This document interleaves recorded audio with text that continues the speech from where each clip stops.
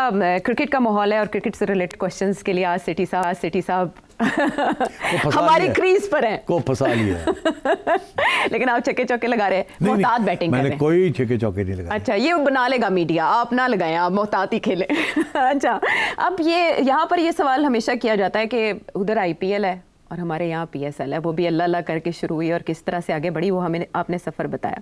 लेकिन आपके लिए ये कितना बड़ा चैलेंज था कि उधर $multi billion एक प्रोजेक्ट आईपीएल का चल रहा है और खिलाड़ी उधर जा रहे हैं और चकाचौंध है वहाँ की, और उसके मुकाबले में पीएसएल का स्टार्ट होना। ये बहुत बड़ी चैलेंज था। मैं आपको बताऊँ, हमें जब हमने अपने सारे होमवर्क किया तो हमारी एक कैलकुलेशन थी कि $15 मिलियन चाहिए। अच्छा, तो वो कैसे मिलेंगे, क्योंकि अगर अच्छे तरीके से करना है तो इतने पैसे चाहिए। तो हमने हाथ पैर मारे तो हमें ये कहा गया, बताया गया कि ब्रॉडकास्टिंग की जो राइट्स है, टेलीविज़न राइट्स जो बेचनी होती हैं, वो उसमें $14-15 मिलियन मिल जाएंगे। अच्छा, और तो उसके साथ काम चल जाएगा। तो हमने कहा ठीक है, बजट बना लिया हमने। जब ये वक्त आया बिडिंग का तो उस वक़्त अब मैं नाम नहीं लेता, मगर जो मेन बिडर्स थे वो आपस में मिल गए और उन्होंने कहा कि इन्होंने फंसाओ, इनके पास कोई चारा नहीं है और कहाँ जाएंगे ये। तो उन्होंने $1-2 मिलियन की बिड की, एक कार्टेल बन गया। अच्छा, तो जब कार्टेल बन गया और तीसरी बिड कोई नहीं थी तो हमने कहा ये $2 मिलियन में उसी की चंडी बनाई है दी तो यकीन करें इतनी मायूसी हुई कि हमने कहा कि अब तो हो ही नहीं सकता फिर। और हमने सोचा कि हमारे साथ धोखा हो गया, हमारे साथ जैसे कहते हैं ना चाकू मारता है इन्होंने। और उसमें एक हमारा भी इदारा था लोकल और एक बाहर का इदारा था, उन्होंने हाथ मिला लिए और हमें बिडिंग नहीं करने। तो हम अब मायूस होकर बैठे हुए थे। तो फिर हमने सोचा अब क्या करें। तो हमने कहा कि यहाँ जो 1-2 टेलीविज़न चैनल्स हैं उनसे बात करते हैं कि आप आ जाएं, आप ख़रीद लें। अच्छा, तो उस सिलसिले में हमने एक लोकल चैनल जो है उनसे बात की। उन्होंने कहा हमारे पास लाइसेंस नहीं है स्पोर्ट्स का, आप हमें स्पोर्ट्स का लाइसेंस दिलवा दें गवर्नमेंट से तो हम ख़रीद लेते हैं $14 मिलियन की आपसे। तो मैंने कहा हम कोशिश करते हैं, मैं अभी जाता हूँ प्राइम मिनिस्टर साहब के पास और ये करते हैं हम। तो अब मैं कर रहा था तो उनका आया कि जी साइन करें कॉन्ट्रैक्ट। तो हमने जाके साइन कर दिया कॉन्ट्रैक्ट, तो कंडीशनल के जी हम आपको ले देते हैं राइट्स। तो आप वो क्या हुआ, अभी मैं बातें ही कर रहा था राइट्स लेने की कि इनको दिलवा देते हैं राइट्स, वन ऑफ दे देते हैं, कुछ कर देते हैं। तो उन्होंने कहा नहीं जी हमने अपना होमवर्क किया तो हम तो $14 मिलियन नहीं दे सकते, हम तो 12 ही दे सकते हैं। सर पकड़ के बैठ गए, साइन मेरे पास डॉक्यूमेंट अभी भी है वो। हमने कहा अब क्या करें, लड़ाई झगड़े तो करने नहीं है। लड़ाई झगड़े शुरू हो गए तो गया जी, बस आयशा वो हम 12 पे भी एग्री कर गए, मजबूरी थी। उसके बाद वो आए और कहा $9 मिलियन। चलो, दूसरा कॉन्ट्रैक्ट जो है उन्होंने कैंसिल कर दिया, लिख के साइन करके। सर पकड़ के हम बैठे हुए। एक स्टेज ऐसी आई कि उन्होंने कहा जी चलें डन करते हैं, अब हमें पैसे इकट्ठे कर दें। आप, मैंने क्या मतलब पैसे इकट्ठे कर दें? उन्होंने कहा जी फलाने लोग हैं जिनके पास पैसा है, उनको कहें हमें लोन दे दें। अब सोचो तुम, वो एक और कहानी है जो कि जिसके डिटेल में यहाँ नहीं आपको बता सकता। फिर वो भी कोशिश की हमने, वो भी भाग गए, कमिट करके भाग गए। आखिरी स्टेज ऐसी आई कि कोई और चारा नहीं था। तो फिर हम उठ के कराची चले गए। हमने जाके वहाँ एडवर्टाइजिंग एजेंसियाँ जो हैं उनसे बराह रास्त बात की कि आप ख़रीद लें राइट सारे।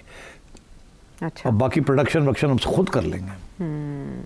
पहले तो सारा कुछ ही बाहर वाले करते थे जी, प्रोडक्शन भी हम कर लेंगे, ये भी हम कर लेंगे, वो भी हम कर लेंगे, आप सारी कमर्शियल राइट्स आप ले लें।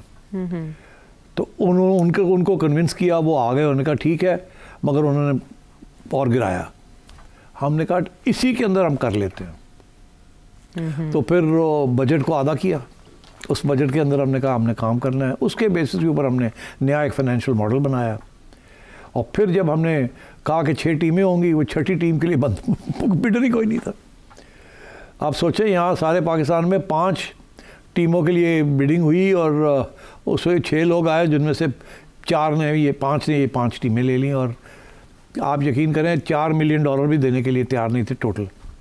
और वहाँ मैं बैठा हुआ था और ये सारे कह रहे थे जी $500,000, $1 मिलियन, $500,000 मिलियन। तो मैंने कहा ये तो $4 मिलियन भी नहीं बनते, हमने तो 9-10 मिलियन लेने हैं, कैसे करेंगे हम? तो बस कुछ ना पूछे, वहाँ बैठ के फिर लिटरली मुझे सबको कहना पड़ा कि पाकिस्तान के लिए है, आप फिक्र ना करें, अगर आपके लॉसेस हो गए मैं वादा करता हूँ मैं पूरे कर दूंगा पीसीबी से, आप आएँ तो सही। फिर उनको मनाया, फिर वो उन्होंने अपनी बिड्स बढ़ाई, फिर हमें जाके 4 पैसे थोड़े से बड़े, हमने कहा चलो जितने भी हैं ये ठीक है, और सबका शुक्रिया अदा किया, उनको बड़ा में सपोर्ट उन्होंने किया, उस वक्त सब ने बढ़ा दिया। उसी मीटिंग के अंदर उन्होंने कहा सेठी साहब तुसी कहते हो बहुत इंपॉर्टेंट है, असी भी करने हैं, हम भी कुर्बानी करते हैं, हमें पता है हमारा लॉस हो जाएगा। मैंने कहा मैं आपका इतना लॉस कवर कर लूँगा, अगर हो गया तो मैं अपने प्रॉफिट्स में से दे दूँगा आपको। तो वही हुआ, दे एग्रीड, उन्होंने बेचारे ने, जिसने 500,000 बिड किया था उसने कहा मैं 1 मिलियन देता हूँ, जिसने 1 मिलियन दिया था उसने 1.5 कर दिया, जिसने 1.5 किया था उसने 1.5, 2.5, मतलब यकीन करें they were wonderful all my franchises, I salute them. अगर वो उस वक्त सामने ना आते, भाग जाते, तो ये कभी ना होता। तो मतलब एट एवरी स्टेज किसी ने हाथ बटाया, और सबने समझा कि ये इम्पोर्टेंट चीज़ है, तो इसलिए इस तरीके से फिर हमने फाइनली इसको किया। फिर आगे मैंने बताया जो आगे जो मसले बने कि कैसे ये हुआ और कैसे नहीं हुआ। हमें तो ग्राउंड ही नहीं मिल रही थी दुबई की, अच्छा, वो किसी और को दे दी थी। अच्छा। और वहाँ फिर मैं कभी दोहा भागा, कभी मलेशिया भागा ग्राउंड लेने के लिए, और फिर जाके दुबई जाके बैठ के फाइनली धमकी देनी पड़ी कि अगर आप नहीं देंगे तो आईसीसी को मैं अप्रोच करूँ। वो एक लंबी कहानी। फिर जाके हमें ग्राउंड्स मिली, फिर जाके मैचेस शुरू हुए, फिर वो हादसा हो गया जिसका मैंने अभी जिक्र किया है कि एक मैच स्पॉट फिक्सिंग वाला। कुछ ना पूछे क्या क्या हुआ और कैसे हम लेके आए इसको। तो किसी मरहले पे ये तो आपने वो बात की जो इंटरनल इश्यूज थे ऑर्गेनाइज करने के सिलसिले में, लेकिन कॉपरेट किया जिन लोगों ने, उनको भी क्रेडिट जाता है आज पीएसएल का। बिल्कुल जाता और आपने ड्यू क्रेडिट दिया उनको, बिल्कुल जाता है जी। बहुत से लोगों ने मिलके हाथ बटाया, सब ने मिलके पीएसएल बनाया। मेरी सिर्फ इतनी कारकर्दगी थी कि मैंने गिव अप नहीं किया, मैं करता गया, करना है, लगे रहे, डिटरमिन्ड रहे, लगा रहा। हाँ। और आहिस्ता आहिस्ता अल्लाह ताला ने रास्ते खोलने शुरू किए। और मैं हमेशा कहता हूँ कि पीएसएल ने खिड़की खोली थी जी, और अब दरवाजे खुल गए। तो वो खिड़की खोली थी जिसके साथ इंटरनेशनल क्रिकेट वापस आ गई। क्रिकेटर्स आए पहले जी, फिर आईसीसी ने सपोर्ट किया, फिर श्रीलंका का सपोर्ट बहुत इंपॉर्टेंट था। अगर वो ना आते तो शायद उन्होंने एक टीम भेज दी। जब मैंने उनसे याद दिलाया कि देखिए हम जब आपके यहाँ दहशतगर्दी थी, तो खैर उसके बाद फिर आहिस्ता आहिस्ता सब कुछ खुलना शुरू हो गया। और then PSL came to Pakistan. Unfortunately मैं तो यहाँ था नहीं जब कोविड हुआ, तो I was not on the board, मगर उस पर काफ़ी डिरेलमेंट हुई। मगर अभी भी PSL is alive and kicking. इस साल थोड़ा सा मसला है कि ये चैंपियंस ट्रॉफी आ गई है, और जो पीएसएल का टाइम था वो अब चैंपियंस ट्रॉफी में उस टाइम पे है। तो अब पीएसएल को पुश कर दिया, पीएसएल अप्रैल में होगी, उस वक्त जहाँ जब कि आईपीएल हो रही होगी। ये भी अनहर्ड ऑफ है कि आईपीएल के दौरान कोई दुनिया में कहीं क्रिकेट नहीं होती, क्योंकि आईपीएल कहता है और कहीं नहीं क्रिकेट होगी, सारे क्रिकेट प्लेयर्स हमारे लिए अवेलेबल होंगे। हाँ। मगर आपको खुशखबरी ये है कि आईपीएल में भी जा रहे हैं और अच्छे क्रिकेटर्स यहाँ भी आ रहे हैं, और मैं दाद देता हूँ पीसीबी को कि उन्होंने इसको मैनेज कर लिया है। तो किसी मरहले पे इंडिया ने पीएसएल को डिस्क्रेडिट करने की कोशिश की? नहीं, डिस्क्रेडिट करने की कोशिश नहीं की, टू बी ऑनेस्ट। अलबत्ता ये सपोर्ट नहीं किया, जाहिर है। वो उनका आईपीएल इतना बड़ा है, हमने बड़ी उनको समझाने की कोशिश की थी कि पाकिस्तानी प्लेयर्स को भी इजाज़त होनी चाहिए खेलने में आईपीएल के अंदर, और इंडियन प्लेयर्स को भी इजाज़त दें टू प्ले इन पीएसएल। उन्होंने इजाज़त नहीं दी। अच्छा। ना पाकिस्तानी प्लेयर्स लेते हैं ना अपने प्लेयर्स देते हैं। सो कोई सपोर्ट नहीं है फ्रॉम देयर।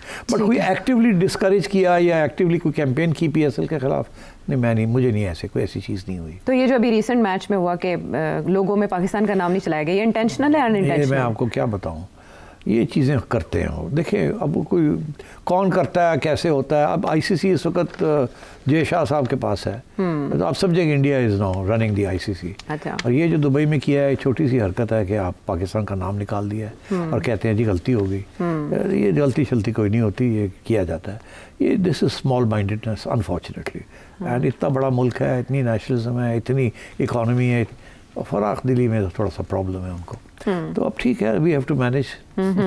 छोटी मोटी शरारत कर जाते हैं। अच्छा ये बताएं कि आपकी इतनी एफर्ट थी पाकिस्तान में, जिस तरह से आपने रिस्टोर किया क्रिकेट को, और जाहिर है आईसीसी के अम्ब्रेला तले ये सारे इवेंट्स होते हैं, आईसीसी ने आपको कभी अप्रिशिएट किया आपके एफर्ट्स के लिए?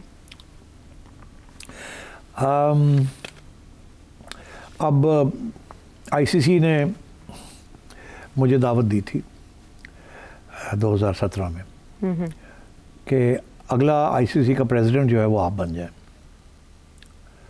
That was a great honour. Pakistan को मुझे कहा कि आप विल नॉमिनेट यू, तो मैं तो बड़ा खुश था, मैंने एक्सेप्ट कर लिया। मैंने कहा फिर थैंक यू। फिर ये हुआ कि मुझे अभी तक याद है कि मैं लाहौर से इस्लामाबाद जा रहा था गाड़ी में, तो मैं सोचों में पड़ा हुआ था कि यार क्या do I deserve to be president of ICC. मैं तो हमेशा ये कहा है कि क्रिकेटर्स को अहमियत मिलनी चाहिए, तो मैं तो एडमिनिस्ट्रेटर हूँ, तो आवाज़ को तोड़ना चाहिए। अच्छा। ये ज़हन में मेरी बात आ गई कि किसी क्रिकेटर को बनना चाहिए, और आगे भी क्रिकेटर्स को बनना चाहिए प्रेसिडेंट ऑफ आईसीसी। ये एक सेरेमोनियल पोस्ट होता है, जैसे प्रेसिडेंट ऑफ पाकिस्तान है। तो मैंने कहा कम से कम क्रिकेटर्स को तो, ग्रेट्स जो हैं उनको होना चाहिए। तो मैंने बस उसी वक्त मोटरवे से मैंने फ़ोन किया श्रीनिवासन साहब को, जो कि चेयरमैन थे आईसीसी। मैंने कहा मैंने आपका शुक्रिया अदा करना था, ख़त मिल गया आपका, इट्स अ वेरी प्राइज़ कि आपने मुझे नॉमिनेट करना है और फैसला किया है, तो मैं रिक्वेस्ट करना चाह रहा हूँ कि मैं नहीं लेना चाह रहा ये। तो उसने कहा आपसे तो हमने पहले पूछा था कि आप ना नहीं करेंगे, तो आपने तो हाँ की भी है। मैंने कहा हाँ मैंने हाँ की थी, बट मैं I have change my mind, second thought, मुझे माजरत। तो क्या मतलब? मैंने कहा मैं चाहता हूँ कि किसी और को हम नॉमिनेट करें। तो उन्होंने कहा नहीं, मसला क्या है, तुम समझते हो कि अगर तुम प्रेसिडेंट बन गए तो पीसीबी में आप नहीं रह सकेंगे, तो वो तो हम अभी नो प्रॉब्लम, हम आपको पीसीबी में भी आप रहें और प्रेसिडेंट भी रहें, हमें कोई इशू नहीं है, वो दैट्स नॉट एन इशू। अच्छा। तो मैंने कहा नहीं, मैं समझता हूँ किसी क्रिकेटर को होना चाहिए। तो कहने लगे कि अभी आप एक दिन सोचें इसको, आप ऐसे जल्दी फैसला ना करें, बिकॉज हमें फिर से अप्रूवल लेनी पड़ेगी। अच्छा, वो हाँ कर चुके थे। हाँ कर चुके थे। मैंने कहा श्रीनिवासन जी मेरे लिए ये कर दो यार, मैंने नहीं बनना। कि किसको बनाना चाहेंगे आप? तो मैंने कहा मैं ज़हीर अब्बास साहब को बनाना चाहूँ। अच्छा। कह लगे ज़हीर अब्बास? कहा हाँ, Asian Bradman, he is the Asian Bradman. कहने लगे अच्छा मुझे थोड़ा टाइम दे, मैं सोच के बताता हूँ। उसका घंटे के अंदर ही फ़ोन आ गया कि हमने आपस में बात की है, हमें कोई इतराज़ नहीं है, आप ज़हीर को अगर नॉमिनेट करना चाहते हैं तो कर दें, हम एक्सेप्ट कर लेंगे। मैंने कहा जी नॉमिनेटेड, डन, मैं आपको अभी व्हाट्सएप पे मैसेज दे रहा हूँ कि आप उनको हमारी तरफ से, हमारी नॉमिनेशन ज़हीर अब्बास साहब। ज़हीर को फ़ोन किया, obviously he was very happy and obviously खुशी तो थी, जाहिर है। And he did a great job. साल वो प्रेसिडेंट रहे आईसीसी के, और उसके बाद उन्होंने वो सारा उदा ही ख़त्म कर दिया उनका प्रेसिडेंसी ख़त्म हो गई। अच्छा, ऐसा क्यों? पता नहीं, उन्होंने सोचा कि यार ये इसके फ़ायदा कोई नहीं है। अच्छा। प्रेसिडेंसी के रखने का, एक चेयरमैन है वही काफ़ी है। अच्छा। वो मेरा ख्याल है एक दो दफ़ा ऐसे भी हुआ कि वो चेयरमैन साहब चाहते थे कि कोई रिबन काटना, और प्रेसिडेंट साहब चाहते थे कि मैं काटूं। अच्छा। तो उन्होंने किस्सा खत्म, उन्होंने कहा प्रेसिडेंट की छुट्टी करा दो, उदा ही ख़त्म कर दो। कुछ इस किस्म की बात हुई, इसलिए फिर अब कोई प्रेसिडेंट नहीं है आईसीसी। लेकिन वो इस बात से ये भी नतीजा अखज़ किया जा सकता है कि उहदे नागुज़ीर नहीं होते, आप समटाइम्स गिव अप भी कर सके, को भी जो ज़्यादा मुस्तहिक आपको लगे उसको रास्ता भी देता है। मुझे बड़ी खुशी हुई कि Zaheer was the last president of the ICC, और ये भी रिकॉर्ड में लिखा गया। Very fine man, no doubt.